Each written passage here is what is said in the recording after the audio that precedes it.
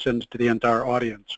And I can interrupt Dawn with your question. We have muted all of you.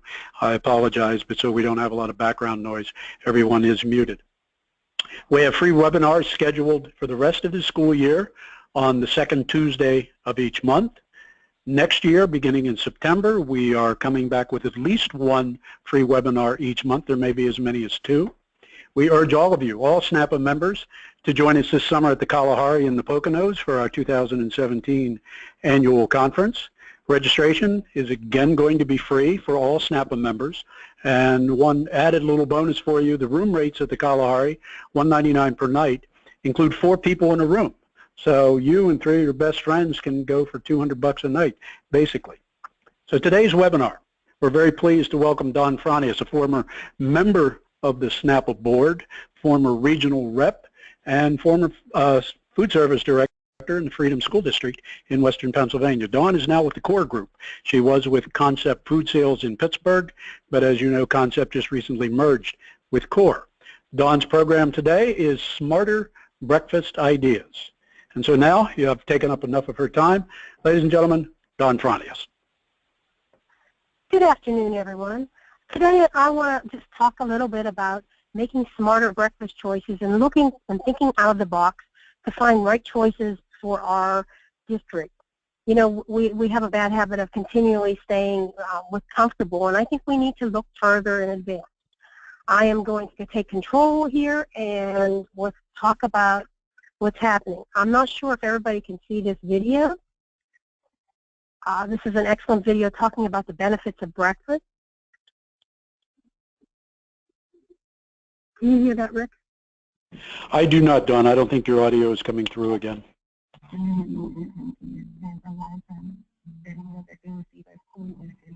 We hear the woman speaking, but unfortunately it's very, very, very, very soft. Okay.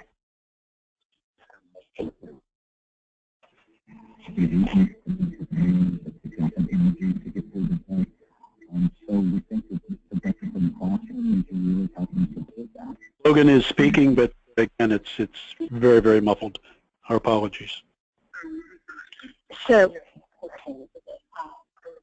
I would suggest that everybody take time after I do my presentation to go ahead and listen to this video. It's very interesting about talking breakfast in the classroom and how it has helped this school district improve their participation and their education of their students.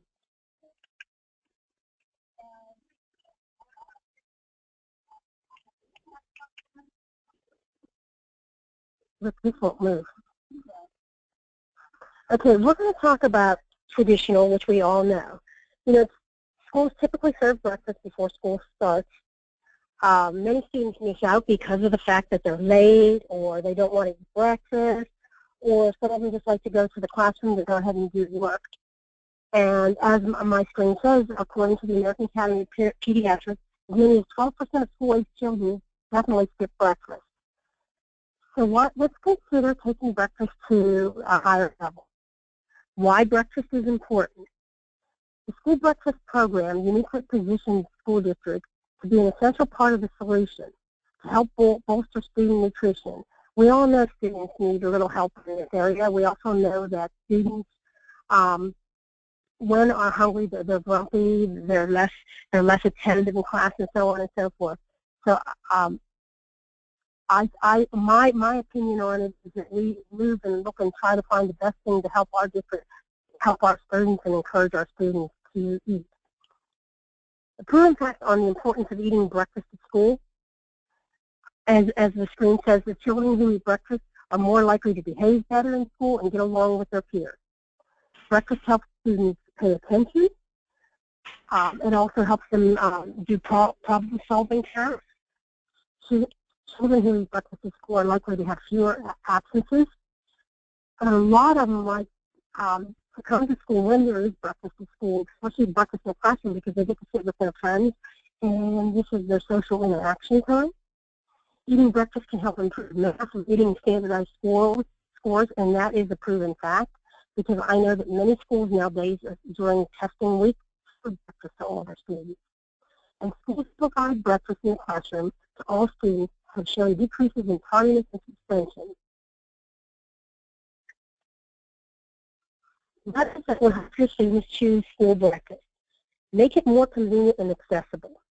Make it look delicious. Make it smell good. Make it appealing to the age group being served. Give them choices.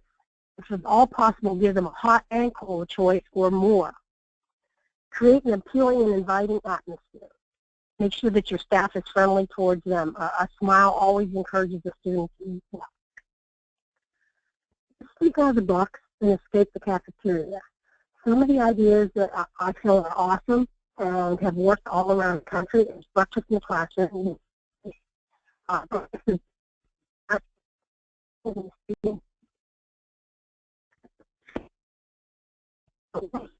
To realize the benefits of having that classroom.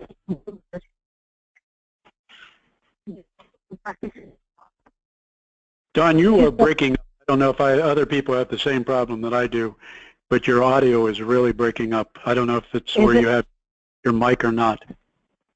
Okay, because you broke up coming back to me. Okay, grab-and-go breakfast. Serving carts are located throughout the school and near the entrances. Bring the breakfast to the students, and it should help entice them to eat breakfast. Some states allow breakfast on the bus.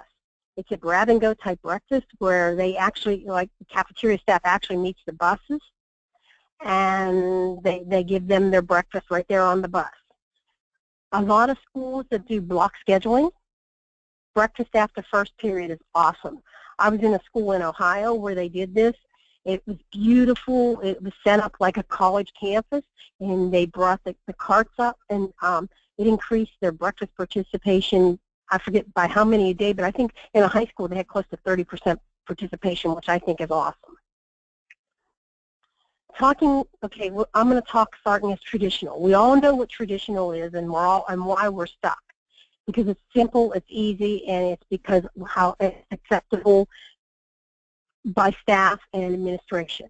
The bus arrives in, the students get there, they come down to the area where you're serving, they get their meal, they sit down, they eat their meal, and either they're just dismissed from the cafeteria or they are lined up and sent to their classrooms in groups.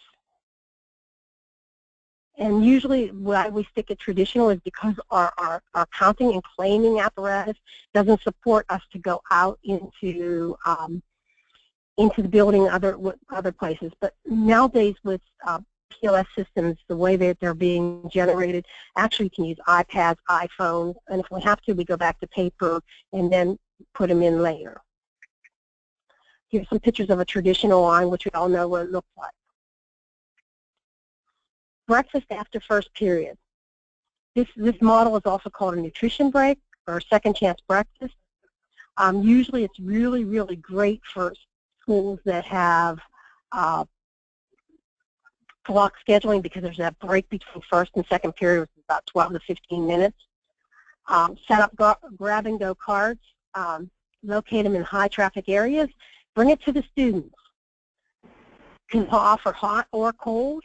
And the students, once they know the importance and once they know that it tastes good and looks good, it's convenient, they'll partake of it. Here's an idea of some great carts for second chance breakfast or breakfast after first period. The big cart here, I saw that at a school, that was like their cart in Ohio. They actually had a coffee bar that was Smart Snack compliant attached right to it, and the students just lined up to choose. Breakfast in the classroom, just as the name implies. This can be hot or cold depending on the school's facilities. Students can stop by the cafeteria on their way to the classroom to pick up their grab-and-go style breakfast. Breakfast can be delivered to the classroom on carts, and a lot of places that do this, everything's in the cart, even the garbage bag and everything. Or a student representative can go and pick up the breakfast and take it back to the classroom. Here's a great example of breakfast and all the little bags for each classroom, everything, and they just wheel the cart down and they leave it right outside the door in the classroom. grab-and-go mobile carts, once again, you're talking second chance breakfast, or when the students come off the bus, especially for high school students, because they seem to be our hardest ones to, that's the hard audience to get them to eat breakfast. The grab-and-go, of course, brings the breakfast to the students. The meals are prepackaged in paper bags, boxes, or on trays, also in little containers that they can see what's in it. Students pick up the meal. They eat when and where they want within the school, within the guidelines. This model also, as I said in the past, works well for high school and middle school. It allows students the flexibility and choices to eat breakfast later in the morning. Grab-and-go breakfasts are convenient for the food service staff because it's all prepackaged and sent off on its way. Here's some great signage for grab-and-go, and some bags already set up, and the student just picks it and goes. It doesn't have to be elaborate. You can use anything that you have already to make it work. So what needs to be considered to make the changes? I really strongly believe in getting involved with your administration, your teachers, your janitors, get everybody involved, get the students involved. And then you need to develop some procedures for cleaning the area, who's going to do it, who's responsible for it. Your food allergies, if you have a lot of them, do you have a food allergy management policy? Delivery of the meals, who's required to deliver the meals to the area? How are you going to claim? How's trash going to be collected and removed? Your pest control management, because that's always a question asked. Recycling, if your district does recycling, and retrieval of the service carts or delivery containers. You have to figure out how this is going to all take place and make this whole cycle work. Enlist others to help you with your program. And promote, sell, advertise. Get your staff on board. Build the hype. Get your principal on board.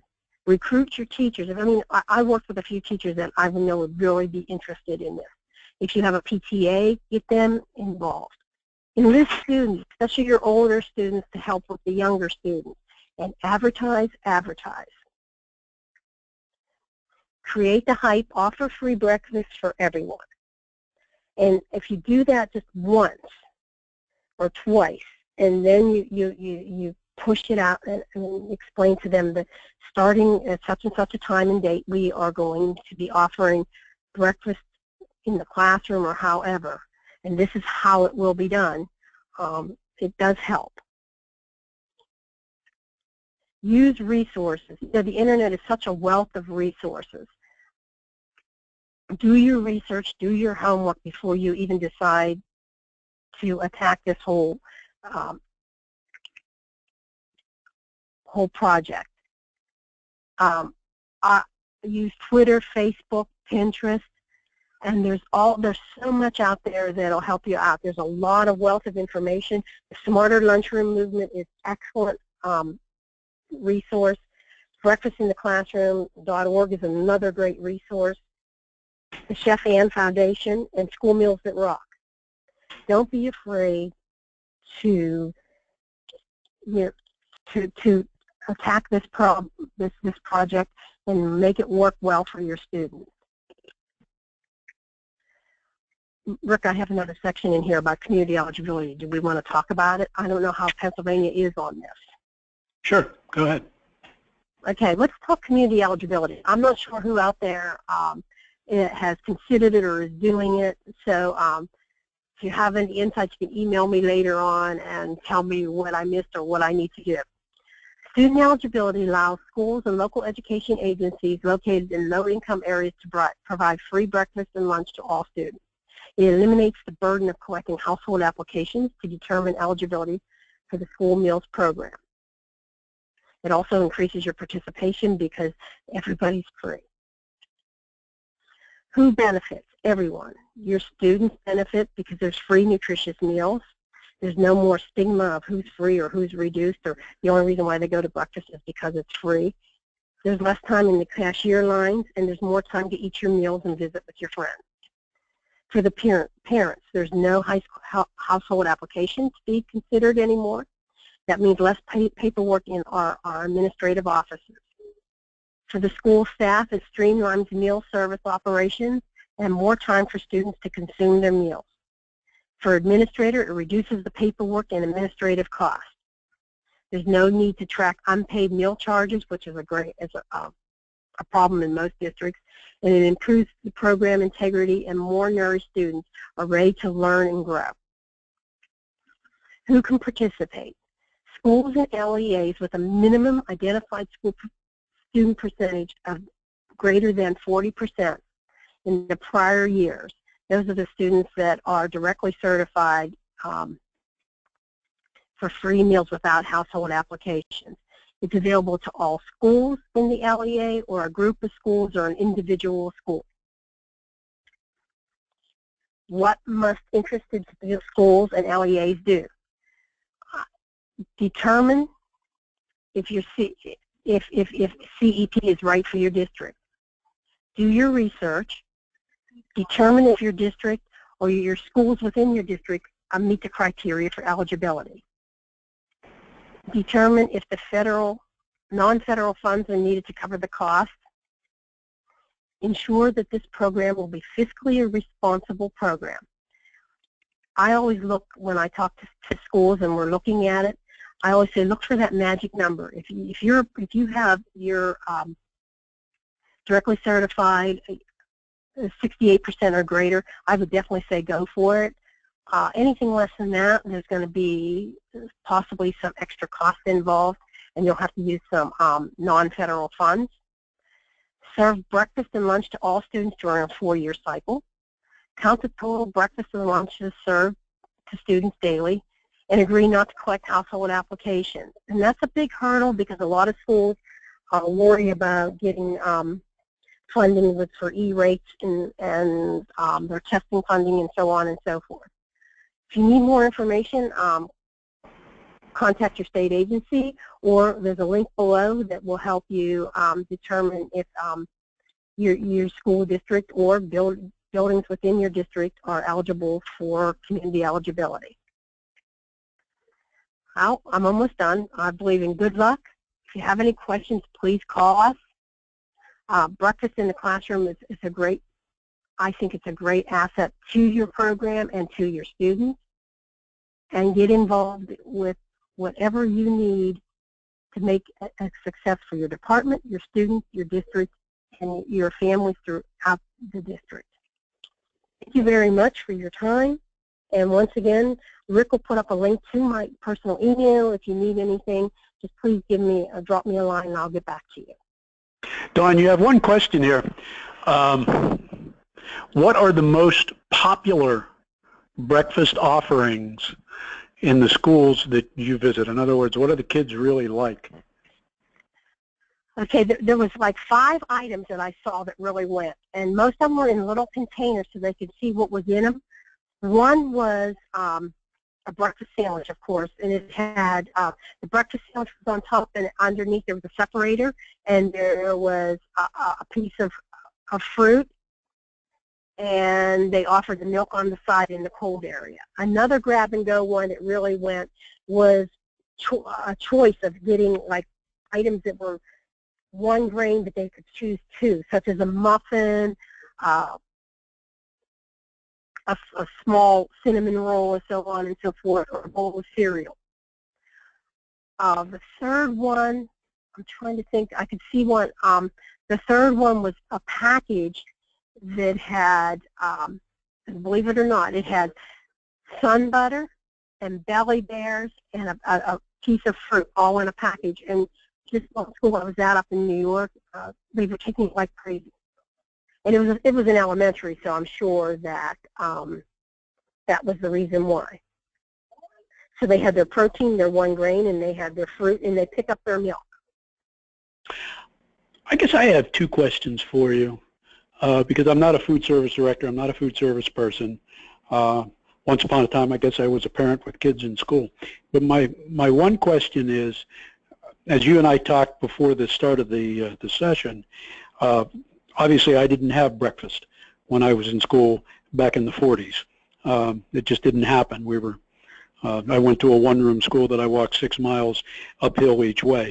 But is there a stigma that is attached to this for kids that do participate? That's my first question. And are they singled out in any way, shape, or form by the other kids because they are given something? And the second question is, you do work, I know, in Ohio, in New York. I don't know if you get down into West Virginia or not. You work in at least 2 other states other than Pennsylvania. For most of us, Pennsylvania is the state that we work in, that we live in, that we pay our taxes in and go to school in. Do other states handle things differently? Are there different kinds of breakfast programs in New York, for instance, or in Ohio or West Virginia? Can you compare and contrast? Are they better? Are they doing something better in New York than we are doing here? Or just some tips that some of our guys in Pennsylvania that could steal from an Ohio or New York or something? So it's just 2 basic questions. Okay, getting back to the question of what the states are doing, I just got back from New York in mid-December. A lot of the schools in the area that I was in was CEP, and most of it was grab-and-go breakfast. Some of them don't. In New York is not as aggressive as some of the schools I see here in Pennsylvania. In Ohio, they're a little bit different than we are. I mean, basically the offerings, Rick, are the same. It seems like everybody offers muffins and cereal and sandwiches and breakfast pizza, of course. But it's from the state because they're pushing it. And Pennsylvania always has been real aggressive in pushing breakfast. New York is trying to push breakfast in the classroom really hard, and they're really picking up. And that's why I said the area that I was in was all CEP. And your first question about the stigma, and I heard this often when I walked through the cafeteria, especially in the elementary, or the only way, not the elementary, the middle school. The only reason why you're going to breakfast is because you get free. And I don't believe that's true. High school students are real good for that too. I think that we need to educate our families and our students that breakfast is good. And with breakfast, you can, you wake up, you can learn, and so on and so forth. And somehow we've got to break that stigma of, that it's not because you're free or reduced or so on and so forth. We just need to break that stigma and encourage students that it is a good idea to eat breakfast. How do we do that? That answers your question.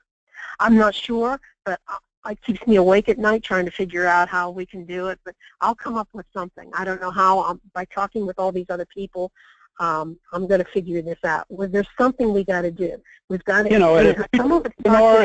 At an annual conference, at a future session of some sort, is that one of the things that I think that the people that are participating on this call or other people like them throughout the whole state of Pennsylvania, what they might like to know is it's great. We have a great breakfast program in Pennsylvania. We have funding for it or whatever. How do we actually promote it? What kind of guidance can we as an organization provide to you as a food service director? Can we put together a program? And I know Chris Dunn, our education chair, is listening on this one. What can we do to help our directors, our line staff, whomever, the superintendents, the business managers, convince them or educate them on how to better market better exactly what their program is, because I know what we're doing is good. I know we're meeting the USDA standards and everything else, but how do we get more participation? Because again, as you and I talked, I was a kid that dragged his gym bag into first period because I was like death warmed over. I didn't eat breakfast when I went to school, and maybe if I had taken the time or if I could assimilate it at that time in the morning, I might have done a little bit better in those 7:30, 8 o'clock classes. Breakfast is a very important meal. How do we start promoting that? What can we do? I'm not asking for answers. I'm asking it or suggesting to one another another session for us. Rick, but one of my things is I think we need to somehow get the school boards and the administrators involved in this, and teachers. If a teacher is, sometimes that's the biggest drawback. Our biggest drawbacks are we'll serve breakfast and we'll do it how you need it, because as food service directors, we step up to the plate. Whenever they put a project in front of us, we get up there and directors and staff step up to the plate as long as it's for our kids. I think somehow we need to do a presentation, or we need to educate our school boards, our administrators on how this works. Get the janitors involved. They're the ones, and I hate to say this, but sometimes they hold us back. They have one of the biggest complaints. The teachers, they feel that it's an interruption, but once they realize what it can do for them and help them, I think that just maybe we'll make this work. Good idea. I never thought of the janitor. Another question, as I think this is done. Could you tell us about the coffee program that you're working on? Okay, right now, because I'm working on a project, and I've just started it, I'm working on a project to develop recipes that are Smart Snack compliant for a beverage cart or a coffee program for high schools. Because as we all know, high schools can have caffeine and so on and so forth. Once I get some up and running, I actually sat down with the director that's in the district that's close to where I live, and we put a recipe in Premier Edge. Of course, it's only visible to her. But once I get a few in there, I'm going to, maybe I'll give them to you, Rick, and you can show people how it works. A coffee program can work. There are districts here in this area that are making it work, and that's another, some people will say, caffeine? Oh my God, coffee to high school kids? Where do they spend their time? They go to Starbucks. If you've been to Starbucks lately, they're there with their electronic gear, and they're just sitting there chilling out. And, sometimes we need to think out of the box. Good point. One last question. I think this is the last question. Give you the opportunity, Dawn. I mentioned at the beginning of the program something about Concept Food Sales. Everybody knows who Concept is if you're in Western Pennsylvania or if you're a member of SNAPa. But you're now with the Core Group. What changes can we expect going from Concept to Core? What are you guys going to do differently? Do you have different companies that you're representing as a broker that are increasing the number of companies as you went from Concept to Core? And this is your opportunity to give us a little couple moment commercial on behalf of the great guys in Western PA. Oh, well, definitely. I can only give a little bit because, as you know, this just happened January 1. We are very excited here in Western Pennsylvania. The Core Group is known nationally throughout the country. They seem to be a great company to work with. I don't think you're going to see too many changes. I'll be here. Linda, of course, will always be here. Bob is still here. John Gallis, Carl Dietze. We're all still here. We're picking up more lines. I am just learning on some of those. One of the lines that we're going to be representing is Vita France Baked Goods, Seneca Fruit and Vegetable Company, Nestle's. Once I get the full line and once I get educated on this, we will be taking it out to our Western Pennsylvania area and making sure that everybody understands what we are and what we do. And I don't think you're going to see too many changes, but I think the changes that you will see will make us even better than what we were before, and we were awesome. All righty. Well, thank you very much, Dawn. Once again, Dawn Fronius, Concept Food Sales, now the Core Group in Western Pennsylvania. The session is being recorded. It will be available as soon as I get done downloading it, and I will send it to be posted on our website. The video should have a link in it, and you can see that couple-minute video as well. What we saw of it a little bit earlier today was kind of interesting, so I would encourage you to take advantage of it. Our next session is February 14th. Happy Valentine's Day, one and all. We have a young lady, Kate Watts, with the Humane Society of the United States. She's going to talk about, guess what, Meatless Mondays. And I know that's a very big issue for them, and it should be a very interesting session. So if you haven't had the opportunity to sign up for that, please do so. That's followed again in March, Lori Beckwith with Lori Beckwith Consulting. April 11th, Maury Garfinkel with 4-Star Reps. And in May, we will close out our year with Kelsey Gardner from the Great Valley School District talking about food allergies in schools. We'll be back again next September. We look forward to seeing you, at the Kalahari this summer. Plug, plug, plug again. SNAPa happenings will be done hopefully as early as this week. Post to the website and everyone will get a hard copy. Be sure to look for information in Monday morning. So that's about all we have. Your CEU will be on the website if it's not there already. We thank you for joining us. We look forward to seeing you, talking to you again sometime in the near future. And Happy New Year once and all. Once again to everyone. Dawn, thank you very much. Say hello to Bobby and the rest of the guys out in Western Pennsylvania. And go Steelers, go Pens. We'll see you all later. Thank you, Rick. Thank you. And hopefully I'll be able to help you all out because I love Pennsylvania. Thanks, Dawn. Appreciate it. Have a good afternoon.